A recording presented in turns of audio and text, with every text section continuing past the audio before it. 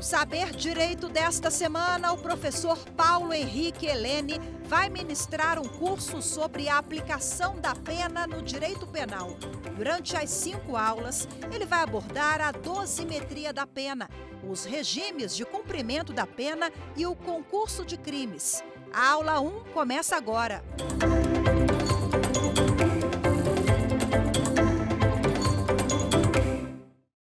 Olá, seja muito bem-vindo ou muito bem-vinda a mais um programa Saber Direito aqui na TV Justiça. Meu nome é Paulo Henrique Helene, eu sou professor de Direito Penal, doutorando em Direito Penal pela Universidade Federal do Paraná e vou te acompanhar ao longo dessa semana, nessa disciplina tão empolgante que é o Direito Penal. Nós vamos estudar aqui a aplicação da pena. Esse será o tópico, então, que vai nos guiar durante esses 5 encontros.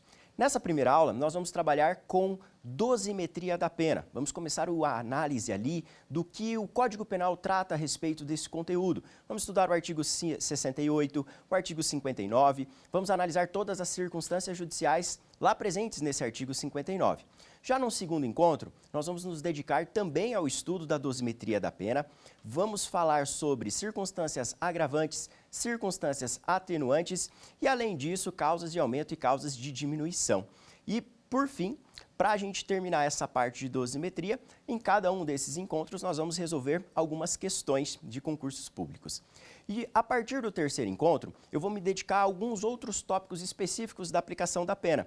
No terceiro encontro, por exemplo, vamos estudar regime inicial de cumprimento da pena. Você vai descobrir quais são as regras que o Código Penal traz a respeito desse conteúdo para você saber quando que eu vou aplicar um regime fechado, ou um semiaberto, ou um regime aberto. Tudo bem?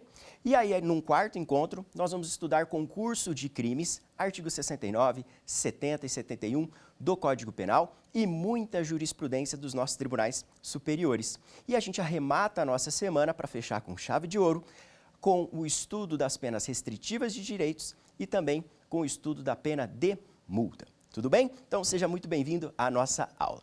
A partir de agora, então, nós começamos o estudo da dosimetria da pena. Eu gosto sempre de falar para os alunos que quando nós começamos a estudar a dosimetria da pena, nós devemos nos recordar de um princípio que norteia essa nossa matéria, que é o princípio da individualização da pena. Esse é um princípio que a gente pode pensar num panorama macro, que ele é endereçado ao Poder Legislativo, ao Poder Judiciário e também ao Poder Executivo.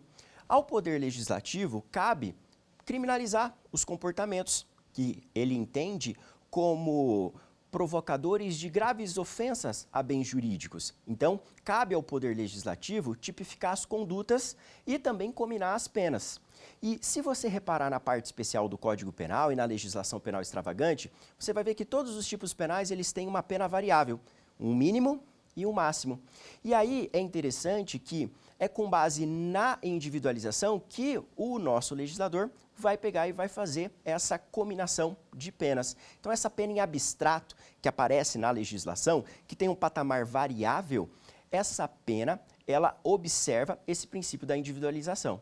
E quando a gente pensa na tarefa do Poder Judiciário, ao Judiciário cabe particularizar essa pena, que está lá em abstrato.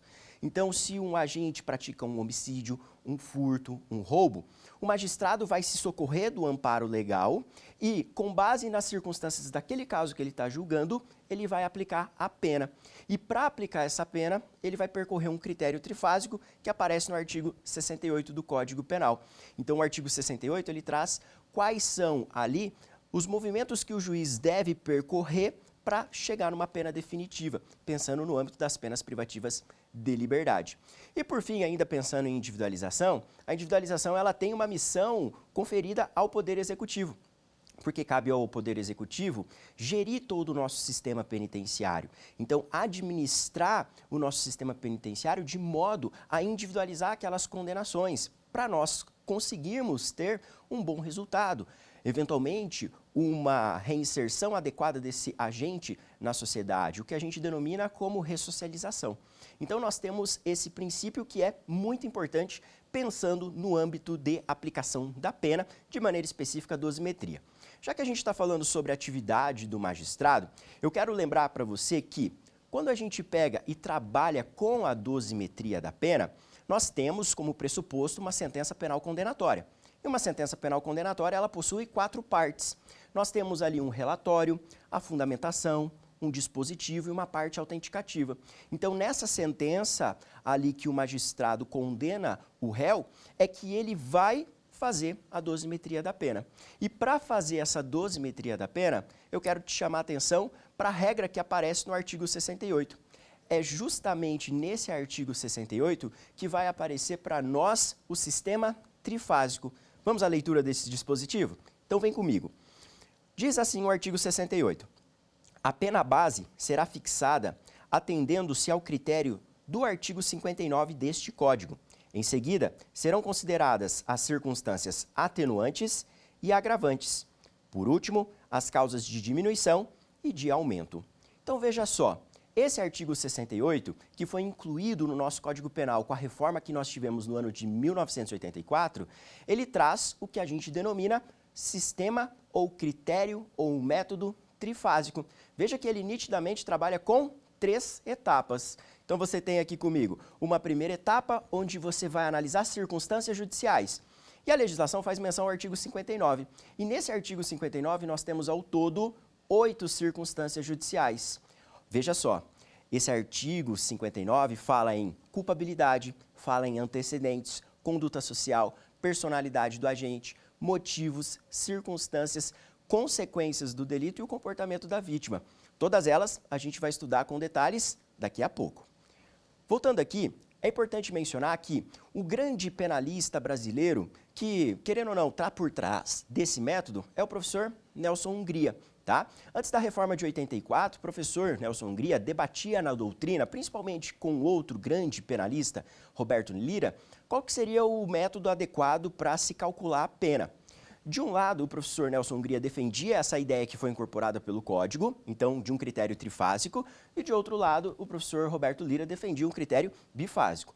Com a reforma, acabou essa dúvida e nós tivemos aí a incorporação, portanto, desse critério trifásico. Tudo bem? Aí, vamos verificar o seguinte. Quando nós vamos para a primeira fase, o juiz analisa então essas circunstâncias judiciais. Num segundo momento, agravantes e atenuantes. E num terceiro momento, causas de diminuição e causas de aumento. O que seriam essas circunstâncias judiciais que eu mencionei para você agora há pouco? Vamos à leitura do artigo 59? No artigo 59, você vai conhecer comigo todas essas circunstâncias. E ele diz o seguinte: o juiz, atendendo à culpabilidade, os antecedentes, a conduta social, a personalidade do agente, aos motivos, às circunstâncias e às consequências do crime, bem como ao comportamento da vítima, estabelecerá, conforme seja necessário e suficiente para a reprovação e prevenção do crime, as penas aplicáveis dentro das cominadas, a quantidade de pena aplicável dentro dos limites previstos, o regime inicial de cumprimento da pena privativa de liberdade e a substituição da pena privativa de liberdade aplicada por outra espécie de pena, se cabível. O que interessa aqui para nós? Interessa, nesse primeiro momento, em que a gente está introduzindo o estudo da dosimetria, trabalhar com o caput. Então, o que vem a ser essas 8 circunstâncias judiciais? O que vem a ser a culpabilidade? Essa culpabilidade que aparece aqui, tome muito cuidado. Por quê? Ela é uma culpabilidade que diz respeito a um grau de reprovação do comportamento.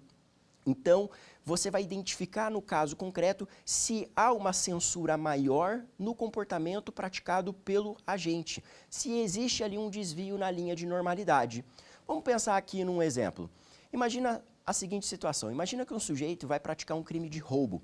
Ele aponta uma arma de fogo para a vítima, pega o dinheiro dela e vai embora. Beleza, você teve aqui um roubo praticado com grave ameaça. Agora vamos imaginar, de outro lado, que esse sujeito aponta o revólver para a vítima, ele pega o dinheiro da vítima e, se não bastasse esse comportamento, ele ainda dá uma coronhada na vítima, agride a vítima. Então, nesse segundo caso, você também está diante de um crime de roubo. Só que eu pergunto para você, seria adequado, em ambas as situações, o sujeito ser tratado da mesma maneira? Seria aqui justo nós aplicarmos a mesma pena? Qual roubo tem um grau de reprovação maior? Aquele em que houve grave ameaça ou aquele que houve violência? Aposto que você já sabe a resposta, né? Você sabe que nós vamos trabalhar com uma pena mais elevada para o roubo que teve a violência. E é justamente analisando essa culpabilidade aqui é que o juiz vai fazer esse exame. Então, ele vai pegar valorar que essa culpabilidade é negativa e isso vai implicar num aumento da pena, nesse segundo caso que eu trabalhei com você. Entendeu? Inclusive, na jurisprudência do STJ, nós temos uma série de exemplos muito interessantes a respeito da análise dessa circunstância judicial. O que demonstra maior ou menor reprovabilidade do comportamento do agente? Olha só, se você pensar num crime de tráfico de drogas, se o tráfico de drogas, o agente está transportando a droga e ele está acompanhado de um batedor, inclusive isso é muito comum na região que eu moro, lá Cascavel, no Paraná, próximo à fronteira, é muito comum ter esse tipo de conduta, né? O transporte da droga, e os agentes não estão sozinhos, eles se valem de um batedor, que é outro agente que vai num veículo à frente ou atrás, passando informações para ver se a polícia está na estrada ou algo nesse sentido, se tem que fazer algum desvio estratégico. Essa conduta do tráfico com o emprego de batedor, de acordo com o STJ, gera uma maior censura na análise desse crime de tráfico. Ou seja, isso autoriza o juiz a elevar a pena base com base nesse argumento. Outra coisa também que o STJ já decidiu é que se você se deparar num caso em que houve excessiva violência contra a vítima, isso também imprime um grau de reprovação maior no comportamento e autoriza o magistrado a trabalhar dessa maneira. A gente também pode pegar e pensar em exemplos como num caso do crime de estupro.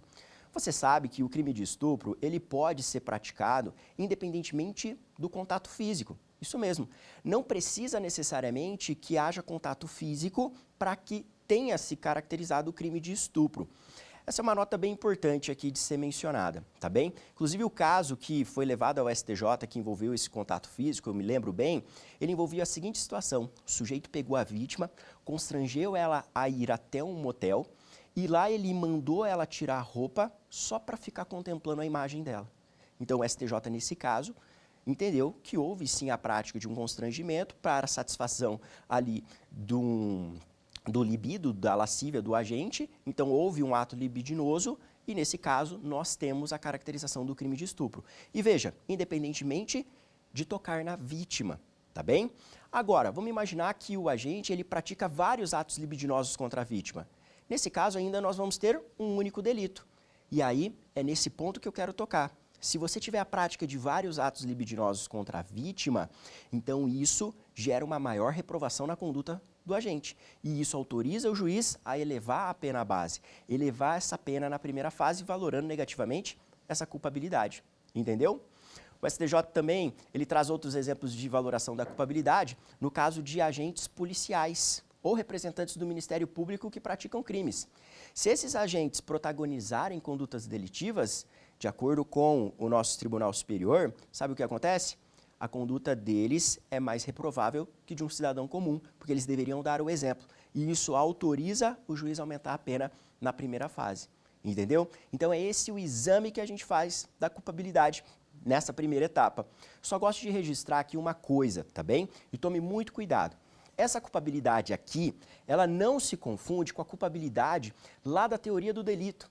Porque nós temos uma culpabilidade que nós estudamos em teoria do delito ao lado da prática de um fato típico, antijurídico e culpável, tá bem? Lembra que a culpabilidade na teoria do delito é uma categoria. Você tem lá a tipicidade, antijuridicidade e culpabilidade.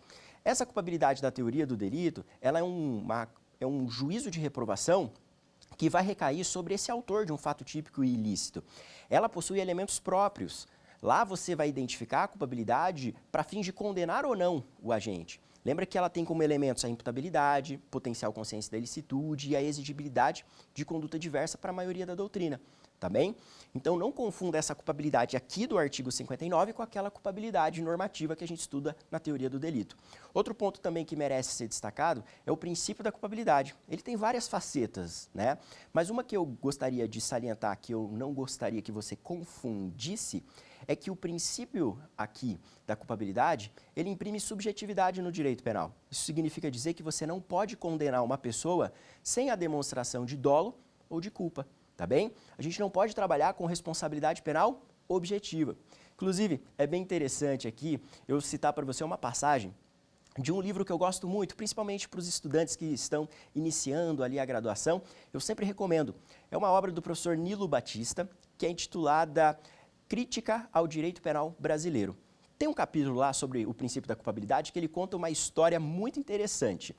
Ele começa esse capítulo falando assim, ó, que lá na antiga coletânea legislativa da Babilônia, editada pelo rei Hammurabi, havia uma previsão de que se um pedreiro edificasse uma casa sem fortificá-la devidamente e essa casa desabasse e matasse o morador, o pedreiro era condenado à morte.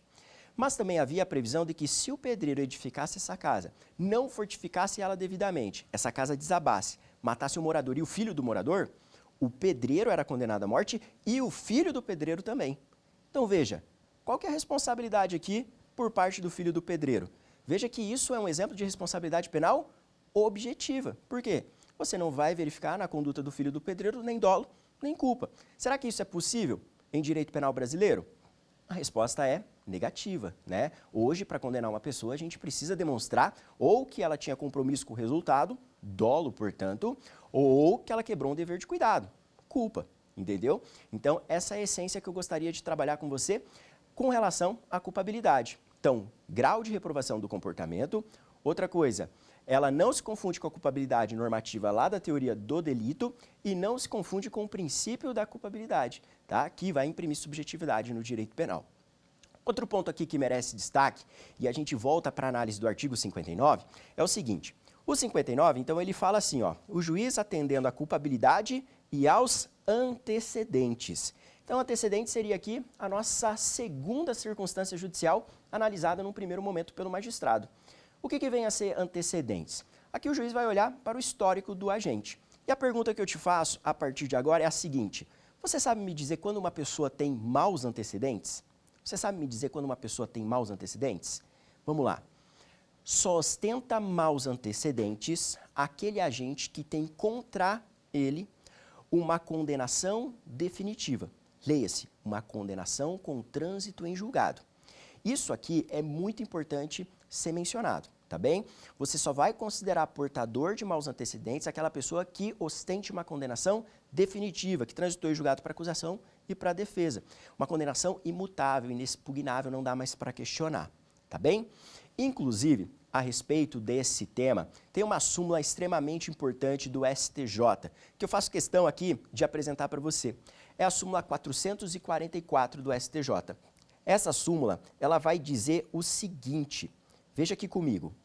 Diz assim, então, a súmula 444 do STJ. É vedada a utilização de inquéritos policiais e ações penais em curso para agravar a pena base. Essa súmula, ela tem tudo a ver com o que eu disse para você há poucos instantes, que para você considerar uma pessoa portadora de maus antecedentes, nós temos que ter uma condenação definitiva. O STJ está falando aqui nessa súmula 444 que se o agente está sendo investigado ou se ele ainda está sendo processado, ele não pode ser diagnosticado como alguém que tem maus antecedentes. Ainda ele tem bons antecedentes. E justamente por conta do quê? Por conta do princípio da presunção de inocência, que aparece na Convenção Americana de Direitos Humanos, ou o princípio da não culpabilidade, que está estampado no nosso texto constitucional. Então, aqui é legal a gente fazer a seguinte provocação. Se eu, então, necessariamente preciso ter uma condenação definitiva e, de algum modo, a minha pena foi extinta antes do trânsito em julgado dessa condenação, nós não podemos cogitar que essa pessoa tenha maus antecedentes. Quer ver alguns exemplos? Olha só, se você parar e pensar aqui comigo, uma pessoa que é beneficiada por transação penal. Transação penal, ela aparece lá no artigo 76 da Lei 9.099. A transação penal é um benefício despenalizador, que é aplicável, então, nas infrações de menor potencial ofensivo. Se o agente cumpre a transação penal, tem-se a extinção da punibilidade. Ele sequer é denunciado. Ou seja, ser beneficiado com a transação penal gera maus antecedentes? Claro que não. Se ele é beneficiado com suspensão condicional do processo, que é outro benefício que aparece lá na Lei 9.099, no artigo 89. Então, ele praticou um crime cuja pena mínima seja igual ou inferior a 1 ano. Nesse caso, atente-se, ele vai ser denunciado, aceita a proposta, cumpre ali as condições impostas pelo Ministério Público e depois o juiz extingue a punibilidade dele. Não se chega a uma sentença condenatória. Isso significa dizer que aquele que é beneficiado com suspensão condicional do processo não tem maus antecedentes. Sabe o acordo de não persecução?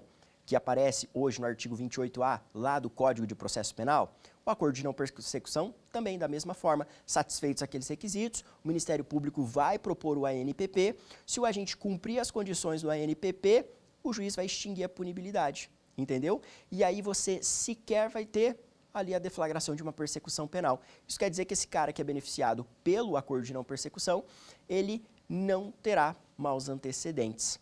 Outros pontos também que merecem destaque, de acordo com o STJ, se o agente é beneficiado pelo perdão judicial, isso não gera maus antecedentes, ou se você tem a aplicação da prescrição da pretensão punitiva, também isso não vai gerar maus antecedentes. Só cuidado aqui.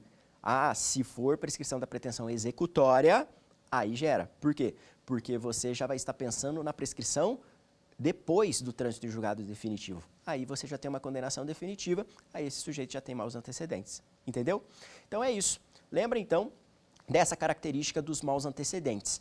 E os maus antecedentes trata-se de um conceito mais amplo que de reincidência. Mas a reincidência eu vou trabalhar com você num próximo bloco, aliás, na nossa segunda aula. Por quê? Porque reincidência é circunstância agravante e a gente estuda na segunda fase da dosimetria da pena. Mas um ponto que eu gostaria de destacar é que, professor, e se eu tiver, por exemplo, diante de um agente que tinha ali um histórico de prática de atos infracionais durante a sua adolescência? Esses atos infracionais em que ele sofreu ali a responsabilização, eles podem ser usados como maus antecedentes? A jurisprudência vai falar que não, tá? Isso é firme nos nossos tribunais superiores, de que não é possível utilizar atos infracionais para a valoração de maus antecedentes. Beleza? Então, toma cuidado com isso. E, prepondera o entendimento que maus antecedentes tem-se aqui uns efeitos permanentes. Por quê?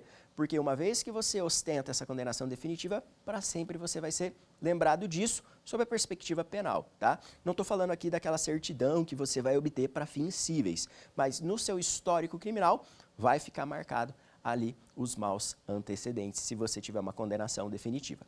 Show de bola? Vamos para a análise da outra circunstância judicial? Então, o artigo 59, ele trabalha também, além disso, com a análise da conduta social. O que vem a ser a conduta social? A conduta social diz respeito ao modo de vivência do agente. Como é que esse sujeito ele se comporta na sociedade? Como é que ele trabalha? Como é que ele lida com a família? Entendeu? Então, esse comportamento aí do agente no seio familiar, profissional, isso é levado em consideração para fins de análise da conduta social. Aqui tem uma questão bem interessante de ser examinada. Sabia que o STJ já analisou a seguinte discussão? Será que a pessoa ser usuária de drogas, por si só, isso autoriza o juiz a valorar negativamente a conduta social? É correto afirmar que tem má conduta social quem usa droga? O STJ decidiu que não, tá? Se esse argumento for considerado de maneira isolada pelo magistrado, tá errado, tá bem? Só pelo simples fato dele ser usuário de maconha, ele tem uma má conduta social e o juiz pode aumentar a pena dele. O STJ disse que não, tá bem? Então, essa é uma questão bem interessante aí a título de exemplo de valoração da conduta. Inclusive, é muito comum os advogados nesse ponto, né, sempre trazerem ali no processo testemunhas abonatórias. Frederico Marx chamava de testemunhas de beatificação, que vão em juízo para falar que o réu é um santo. Justamente para o juiz não analisar negativamente essa conduta social, tá bem? Bom, a outra circunstância que também merece análise de acordo com o artigo 59 é a personalidade do agente. O que é a personalidade do agente? Personalidade está relacionada, para alguns, com a ideia de índole, caráter. O juiz fazer esse exame, tá bem? Inclusive, há uma crítica doutrinária aqui severa com relação à análise dessa personalidade, sustentando que o juiz nunca pode pegar e fazer esse exame negativo da personalidade, porque ele não vai conhecer o réu a fundo, saber trazer um perfil ali, né, se ele tem uma má ou boa personalidade. Então o juiz não vai ter elementos para isso. Embora a doutrina sustente isso, né, a maioria dos advogados, no caso, que escrevem sobre direito penal, esse não é o posicionamento do STJ.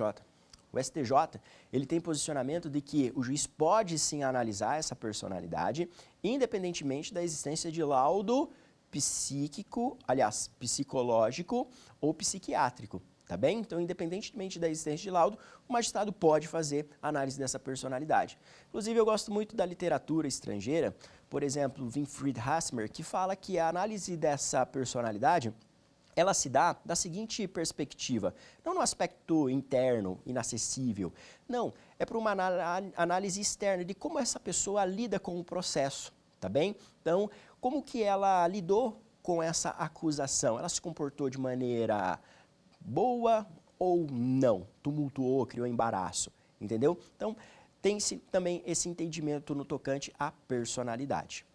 E aí, a gente pode continuar na análise do artigo 59, já falamos então de culpabilidade, antecedentes, conduta social, personalidade, e agora dá para a gente pegar e avançar para a próxima, os motivos. Olha só que interessante, quando eu penso em motivo, o que eu estou pensando? Eu estou pensando no porquê da prática delitiva, o que levou a gente aqui a delinquir. Muito cuidado que essa circunstância, em termos práticos, ela acaba ficando um pouco em desuso. Por quê? Porque a primeira fase, ela é subsidiária às demais. E você provavelmente já utilizou a seguinte expressão: motivo fútil, motivo torpe. O que vem a ser isso? Isso, por exemplo, pode ser qualificadora num crime de homicídio. Isso, por exemplo, pode ser circunstância agravante, tirando do homicídio, pode ser uma circunstância agravante que aparece lá no artigo 61. Então, se você se deparar com algum motivo dessa natureza, e isso se enquadra em outra fase, como no caso ali da segunda fase, ou isso se enquadre como qualificadora, você não pode utilizar isso na primeira fase, porque senão você teria um nítido bis in idem. Então, acaba que a própria motivação, ela fica tímida ali na análise das circunstâncias, porque ela acaba abarcando a própria tipificação do delito que aparece lá no código. Né? Por que uma pessoa, por exemplo, pratica furto? Pratica-se furto porque a obtenção é de lucro fácil, né? Porque realiza tráfico de drogas. Mas isso já é intrínseco ao tipo penal, tudo bem? Mas tem um precedente interessante, super didático do STJ, que analisou a valoração negativa desses motivos.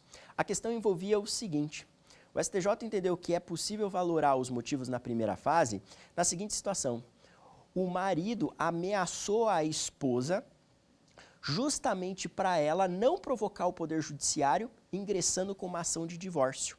Ele não queria se separar da esposa, e aí ele ameaçou.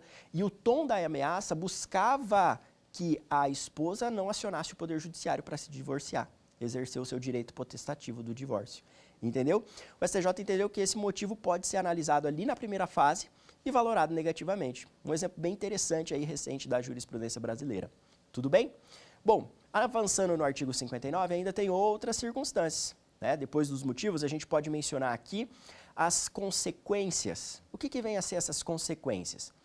Consequência quer dizer resultado da prática delitiva. Qual foi o prejuízo suportado pela vítima? Será que ela teve um abalo psicológico grande?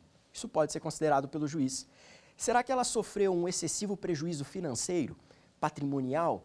Então, a gente praticou um crime contra ela, mas que provocou um dano patrimonial enorme? Isso sim pode ser analisado aqui nessa etapa. Então, o juiz pode sim analisar essa circunstância aqui judicial, né, das consequências negativamente. Se você tiver um abalo psicológico provocado à vítima, se você tiver um excesso prejuízo financeiro provocado à vítima, por exemplo. Tá bem?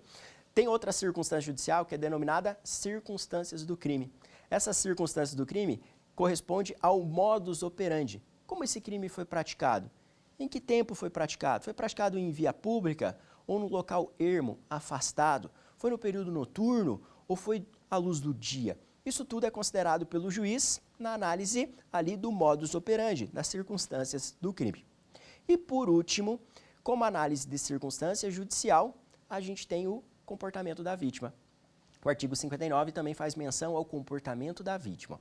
Aqui é verificar, de acordo com a doutrina, se a vítima ela concorreu ou não para a prática do delito, se ela negligenciou ou não para a prática do crime, contribuiu ali. Isso aqui é interessante porque quando a gente pensa no crime de estelionato à moda antiga, né, a vítima ela tem uma participação. Eu falo estelionato à moda antiga porque volta e meia a gente pega aqueles casos, né, em que uma pessoa é vítima de um estelionato porque comprou uma máquina que fabrica dinheiro. Recentemente eu vi um caso desse lá na cidade de Cascavel, um boletim de ocorrência, em que um senhorzinho pagou 50 mil reais numa máquina que faz dinheiro. É nítido aqui que tem uma participação da vítima, né? Porque a vítima aqui foi gananciosa, achou que ia obter alguma vantagem, achou que fosse mais esperta que o estelionatário. Mas isso, de acordo com a nossa jurisprudência, não pode ser considerado para valorar negativamente a conduta do réu. O STJ, ele entende que a análise dessa circunstância judicial aqui não pode ser para majorar a pena nem para diminuir. Trata-se de uma circunstância judicial neutra. Isso mesmo, neutra. O comportamento da vítima não pode ser utilizado em prejuízo do réu. Não pode ser utilizado para aumentar, tá bem? Então, acaba ficando neutralizada essa oitava circunstância judicial. Então, veja, você percorreu comigo todas as circunstâncias do artigo 59. Culpabilidade, antecedentes, conduta social, personalidade, motivos, circunstâncias, consequências e o comportamento da vítima. E aqui, veja só, é muito interessante porque tudo isso é analisado na primeira fase somente. E ó, como eu disse para você, primeira fase é subsidiária às demais. Se for agravante ou atenuante, você vai trabalhar com isso na segunda fase. Se for causa de aumento ou causa de diminuição, aí você vai trabalhar na terceira fase. Ah, e se for qualificadora? Qualificadora é o nosso novo ponto de partida. E aqui fica uma dica, então, bem importante, tá bem? Antes da gente avançar um pouco mais. Como que eu vou diferenciar, professor, na prática, uma agravante de uma causa de aumento de uma qualificadora? Vou dar uma dica aqui bem importante para você, então guarda isso. As agravantes, elas aparecem no Código Penal em um rol taxativo. Isso quer dizer que elas estão listadas ali no artigo 61 e 62. Então, você tem um rol taxativo de circunstâncias agravantes. O que está ali, dentro da parte geral, é circunstância agravante. Agora, causa de aumento, você vai identificar ela espalhada pela legislação. Você tem causas de aumento, ou até mesmo causas de diminuição na parte geral, na parte especial, ou na legislação penal extravagante. A dica de memorização é a seguinte: toda vez que você vê o legislador falando de aumentar a pena em uma fração, com certeza você já leu, né? Aumenta-se de 1/3 a 2/3, aumenta-se de 1/3 a metade, aplica-se em dobro, triplo. Toda vez que você verifica essa informação na letra da lei, você vai estar diante de uma causa de aumento. Então essa é a dica. Apareceu uma fração no texto de lei, isso é causa de aumento, com certeza você analisa isso na terceira fase da dosimetria. E agora, e qualificadora, professor? As qualificadoras, elas têm as características de serem previstas ali na parte especial e elas mudam o patamar mínimo e máximo. Veja, por que você chama o homicídio de qualificado na hipótese do artigo 121, parágrafo 2º? Justamente porque ali no parágrafo 2º você não tem só uma pessoa que matou alguém, mas matou alguém por motivo fútil, por motivo torpe, ou por recurso que impossibilitou a defesa da vítima, ou empregou fogo ou qualquer outro meio cruel, ou foi a prática de um feminicídio. E isso traduz em um resultado diferente. Por quê? Porque ao invés de nós termos uma pena que vai de 6 a 20 anos, quando você tem essas qualificadoras, a pena passa a ser de 12 a 30 anos. Entendeu? Então muda o mínimo e o máximo, muda o nosso ponto de partida. Então, esse é um ponto interessante. E aí a qualificadora, ela já é analisada dentro do nosso pontapé inicial. Começou a calcular a pena, aí você já começa com base nessas novas raias, né? Nessas raias de contenção diferenciadas, nessa pena em abstrato mais elevada. Você já começa a calcular a pena com base naquilo, tudo bem? Outro ponto também que merece ser destacado para você não confundir nessas 3 etapas que a gente está vendo aqui, é que se porventura eu tiver a valoração negativa de uma circunstância e depois isso constituir uma agravante, eu não posso valorar as 2 etapas, sob pena de bis in idem, entendeu? Então, por exemplo, o agente tem uma condenação passada, aí o juiz valora isso como maus antecedentes e reincidência. Utiliza 2 vezes o mesmo fundamento para aumentar a pena do réu. Não, isso viola o princípio que veda o bis in idem. Então, nós estamos aqui diante desse impedimento, tá bem? Então, toma muito cuidado. E essa dica é principalmente para os advogados. Você, quando for analisar uma sentença penal condenatória, for fazer ali o recurso de apelação, por exemplo, verificar com muita cautela quais foram os fundamentos empregados pelo magistrado na análise ali das circunstâncias judiciais e das outras etapas. Se porventura o magistrado valorou 2 vezes a mesma circunstância ou mais, em prejuízo do teu cliente, isso você vai atacar na via recursal, que com certeza o tribunal vai alterar aí essa sentença para, consequentemente, reduzir a pena do seu cliente, entendeu? Então esse é um ponto bem interessante da gente pensar aqui em termos de análise prática dessa dosimetria da pena. Show de bola? Então, chegamos até aqui, analisando então o artigo 59, estamos na primeira fase da dosimetria, percorremos as 8 circunstâncias judiciais. E aí você pode estar se questionando, professor, mas se eu pegar e for analisar aqui as circunstâncias judiciais, qual que é o método que eu vou fazer para calcular a pena? Qual que é o cálculo que eu vou fazer, matematicamente pensando? Ora, existem vários tipos de cálculo, tá bem? Aqui eu vou trazer para você um especial. Existe uma metodologia de cálculo que é bem interessante, que é acolhida pela nossa jurisprudência, que é a seguinte: o magistrado, ele está diante de 8 circunstâncias judiciais, não é? 8. Então, o que ele vai fazer?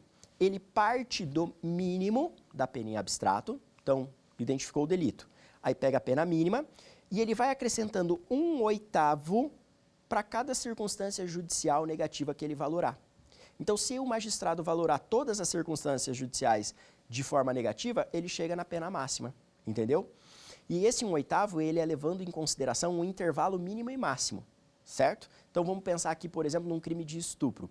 Então, o estupro ele tem uma pena lá no 213 de 6 a 10 anos, ok? 6 é o mínimo, então esse é o nosso ponto de partida. Cada circunstância judicial valorada negativamente implica em reconhecer 1/8 no intervalo. 1/8 do intervalo corresponde a 6 meses. Como que eu cheguei nesse numeral? Você faz lá 10 menos 6, 4. 4 anos, né? 4 anos, 1/8 de 4 anos, 6 meses. Então, para cada circunstância judicial negativa valorada em desfavor desse sujeito que praticou um crime de estupro, você aumenta 6 meses, entendeu? Valorou 2, então a pena base vai ser 7 anos. Valorou 4, a pena base vai ser 8 anos, e assim por diante. Essa é a técnica que é amplamente aceita.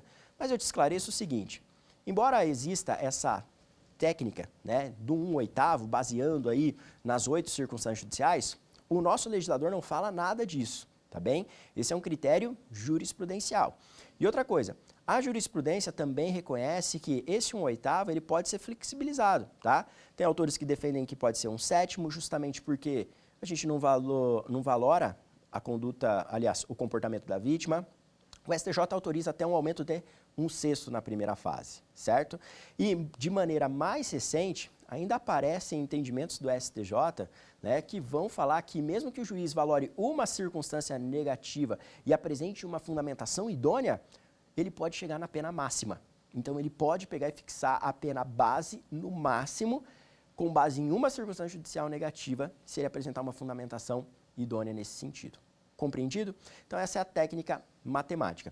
É importante que eu frise aqui para você que, se você for fazer um concurso público, uma prova da magistratura, é recomendável essa aplicação da fração de 1/8, tá? Isso é amplamente aceito pelas bancas, tudo bem? Se você for recorrer de uma sentença, também essa técnica acaba ficando mais favorável. Mas existem também outros critérios, para além dessas frações que eu falei para você, o termo médio, que aparece no livro do professor César Roberto Bittencourt, mas são coisas assim bem sofisticadas e que acabam ficando na mão do magistrado. O magistrado tem essa liberdade de atuação, ele não fica preso a um critério engessado de cálculo da pena base. Show de bola? Então, tem essa gama de critérios. E agora, a partir disso, o juiz ele passa para a segunda fase, né? Numa segunda fase, daí ele vai examinar as circunstâncias agravantes e as circunstâncias atenuantes. E aí, numa terceira etapa, ele vai calcular aí a incidência de causas de aumento e as incidências de causas de diminuição. Lembrando que toda vez que aparece na legislação uma fração, você está diante de uma causa de aumento ou diante de uma causa de diminuição da pena. Então, esse é o conteúdo que eu gostaria de trabalhar com você agora nesse primeiro momento. Então, analisamos as circunstâncias judiciais da primeira fase. Só retomando aqui então, dosimetria da pena, principal princípio que envolve essa abordagem, princípio da individualização. O juiz, no caso concreto que ele está julgando, ele vai particularizar aquilo que está em abstrato, aquele caso concreto que ele está julgando. Para se calcular a pena privativa de liberdade, então observe-se esse critério trifásico, que foi sistematizado pelo professor Nelson Hungria e adotado pelo Código Penal no artigo 68 que a gente fez a leitura, correto? E aí, nesse critério, a primeira etapa, o juiz chega na fixação da pena base por meio da análise das circunstâncias judiciais. Na segunda etapa, ele chega numa pena intermediária, analisando agravantes e atenuantes, e numa terceira etapa, ele vai chegar na pena definitiva, analisando causas de aumento ou causas de diminuição. E aí, com base nesse resultado, ele vai estipular o regime inicial de cumprimento de pena. Show de bola? Vimos aqui que essas circunstâncias judiciais, elas podem ser aquelas elencadas do artigo 59. Nós vimos ali 8 circunstâncias. Culpabilidade, grau de reprovação do comportamento praticado pelo agente. Nós vimos ali os antecedentes. Quando que uma pessoa tem maus antecedentes? Toda vez que ela possuiu uma sentença condenatória com trânsito no julgado definitivo. Vimos a conduta social. Vimos que essa conduta social, ela representa como esse sujeito se comporta perante a sociedade, no seio familiar, no seio social como um todo. A personalidade, a índole, o caráter do agente, isso também é levado em consideração, como ele lida com o processo que ele está sofrendo. Vimos as circunstâncias, então o modus operandi do crime, vimos também as consequências, que é o prejuízo que produz para a vítima o resultado da prática delitiva, e o comportamento da vítima também, que de acordo com o STJ acaba sendo uma circunstância neutra. E também finalizamos aqui fazendo essa observação que não existe um critério absoluto com relação ao cálculo matemático. Falei que é amplamente aceito a questão de 1/8 para cada circunstância judicial negativa, mas existem outros métodos que também são acolhidos aí pela jurisprudência brasileira. Tudo bem? Então, com isso, eu finalizo aqui essa primeira parte e agora a gente vai partir para o nosso quiz. Vamos testar os nossos conhecimentos a respeito desse conteúdo.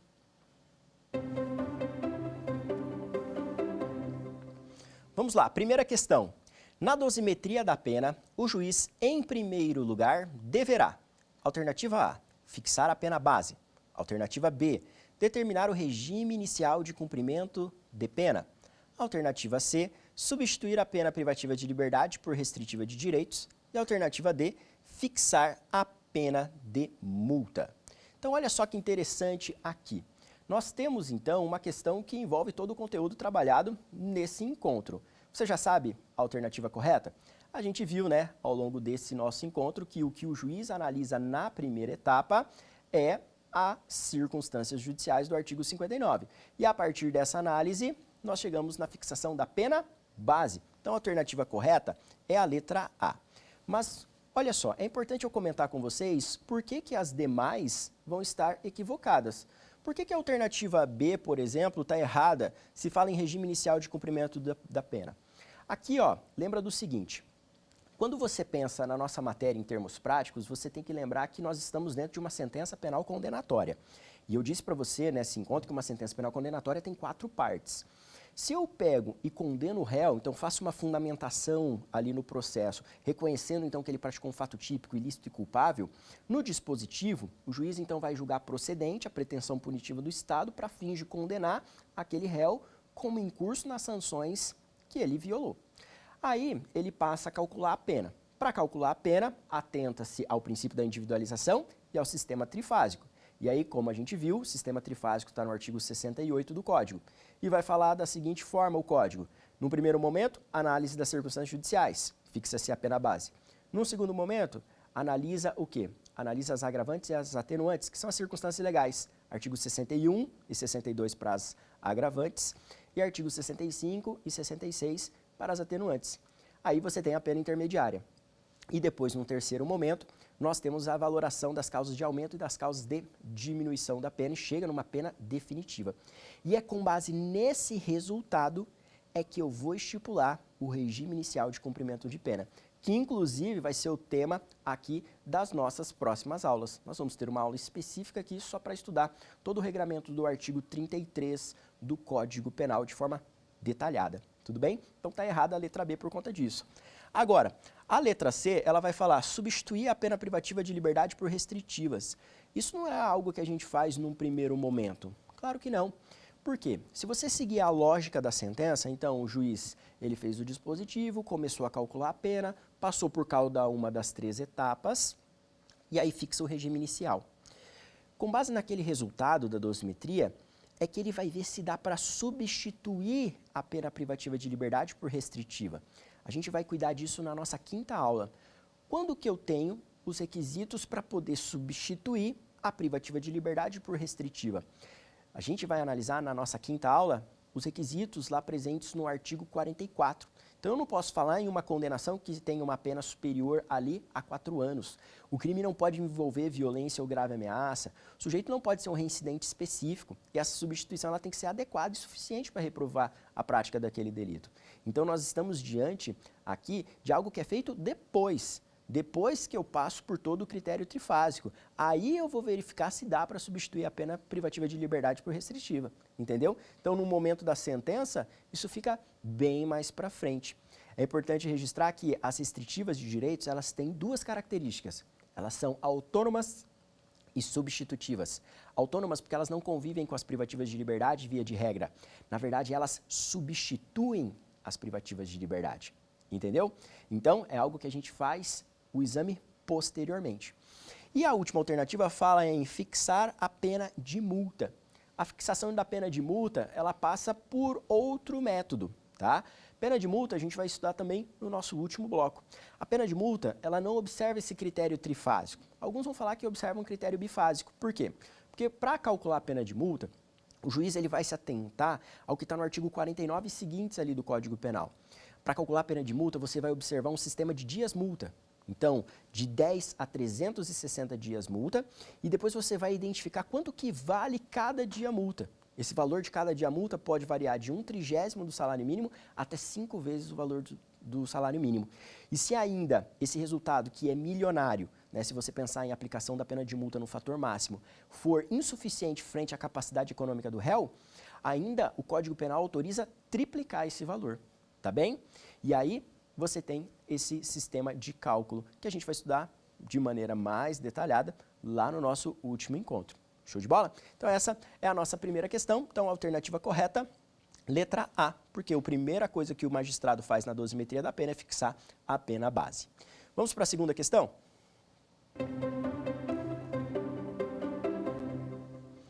Na sentença, o juiz elevou a pena base do réu em razão de possuir condenação definitiva por fato anterior ao crime descrito na denúncia, mas com trânsito em julgado posterior à data do ilícito penal.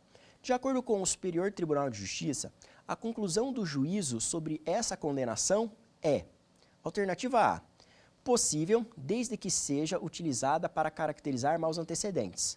B, inadmissível por configurar direito penal do autor. C, inadmissível por violar o princípio da legalidade, já que na data do fato não havia trânsito em julgado. E letra D, possível, desde que seja utilizada para desabonar a personalidade do réu. Essa é uma questão um pouco mais sofisticada, um pouco mais difícil.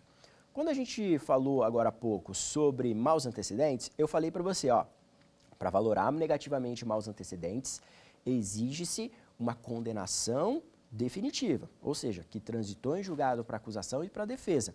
Se o agente, porventura, está ainda sofrendo a ação penal, não foi condenado ou está sendo investigado, lembra que a súmula 444 do STJ obsta a valoração disso para fins de aumento da pena base do agente, tá bem? Não pode ali você considerar isso como maus antecedentes, beleza? Agora, aqui é uma situação um pouco particular, que é jurisprudência do STJ, algo bem sofisticado. Eu estou falando de uma condenação que é anterior, mas é posterior ao fato aqui praticado. Repara bem no enunciado aqui comigo, ó. Na sentença, o juiz elevou a pena base em razão de possuir condenação definitiva por fato anterior ao crime descrito na denúncia, mas com trânsito em julgado posterior à data do ilícito penal.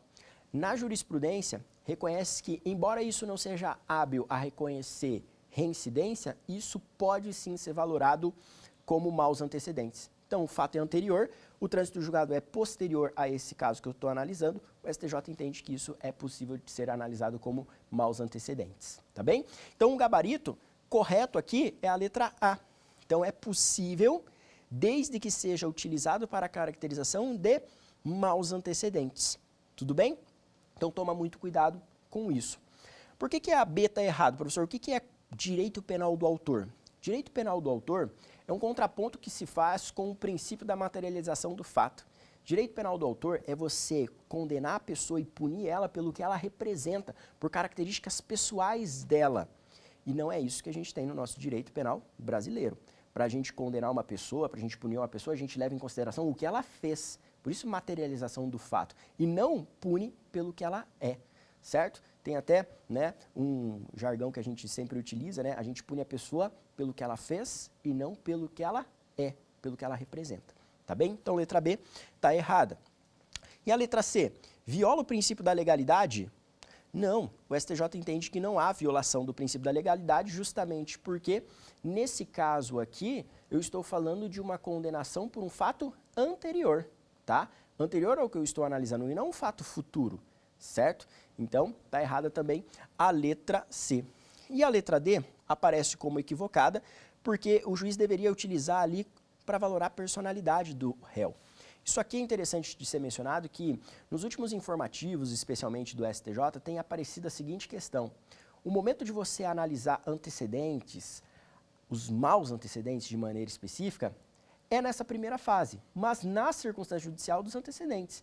E não valorar isso como personalidade negativa e não valorar isso como má conduta social, tá?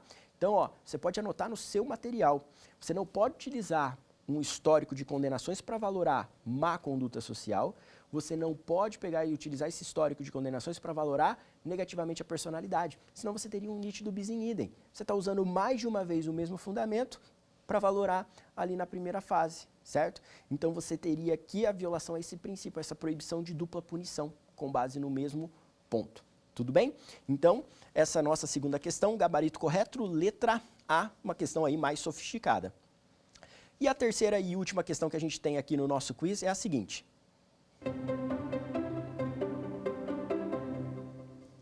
São circunstâncias que devem ser analisadas na primeira fase da aplicação da pena base. Letra A, estado de embriaguez pré-ordenada e culpabilidade do agente. Letra B, circunstâncias e consequências do crime. Letra C, desconhecimento da lei e antijuridicidade. E letra D, regime fechado e comportamento da vítima. E aí, a partir do conhecimento obtido nesse encontro, qual que é a alternativa correta? Bom, a gente viu que no artigo 59, você analisa o seguinte: culpabilidade, antecedentes, conduta social, personalidade do agente, motivos, circunstâncias, consequências e comportamento da vítima. A alternativa correta aqui é a letra B. Letra B é a correta. E por que as outras estão erradas, professor? Bom, se você pensou na letra A, o que está equivocado ali? É o estado de embriaguez pré-ordenada, né? O que vem a ser essa embriaguez pré-ordenada?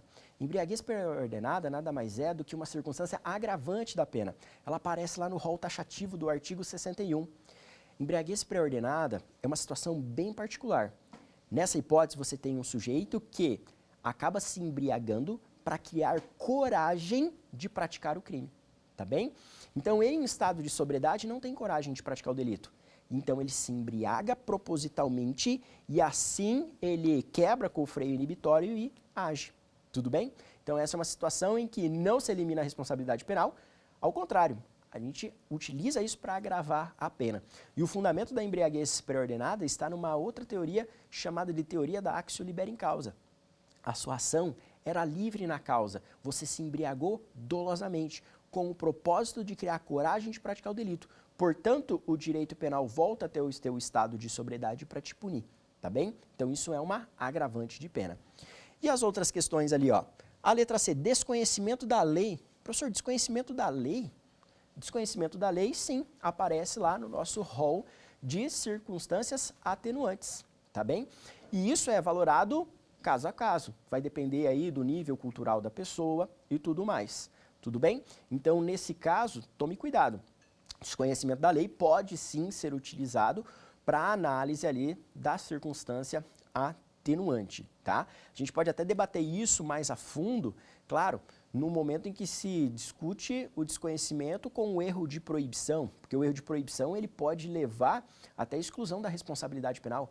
Aquela hipótese que o agente sabe o que está fazendo, mas desconhece o caráter proibido daquilo que ele faz, né? Então, muito cuidado com isso. E a antijuridicidade, que aparece ainda ali na letra C? A antijuridicidade faz parte do nosso conceito analítico. A antijuridicidade está ao lado ali do fato típico e da culpabilidade.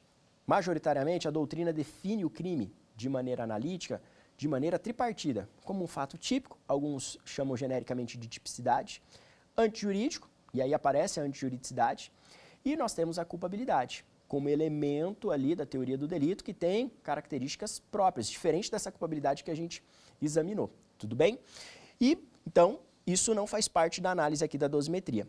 E por último, o regime fechado e comportamento da vítima. O regime fechado não é aqui o lugar adequado da gente examinar. Já falei para você que a gente faz a análise do regime em último lugar, depois que passou por todo o critério trifásico. Legal? Então, com isso, a gente finaliza aqui a nossa primeira aula. Espero que você tenha gostado desse encontro e eu te convido para estar comigo no próximo encontro, na nossa aula número 2, em que nós vamos avançar no estudo aqui da dosimetria da pena, percorrendo daí a segunda e terceira fase que vem logo na sequência. Um grande abraço e até a próxima. Quer dar alguma sugestão de tema para os cursos do Saber Direito? Então mande um e-mail para a gente, saberdireito@stf.jus.br. Você também pode estudar pela internet. Acesse o nosso site radioetvjustiça.jus.br ou pode rever as aulas no canal do YouTube, @Rádio e TV Justiça.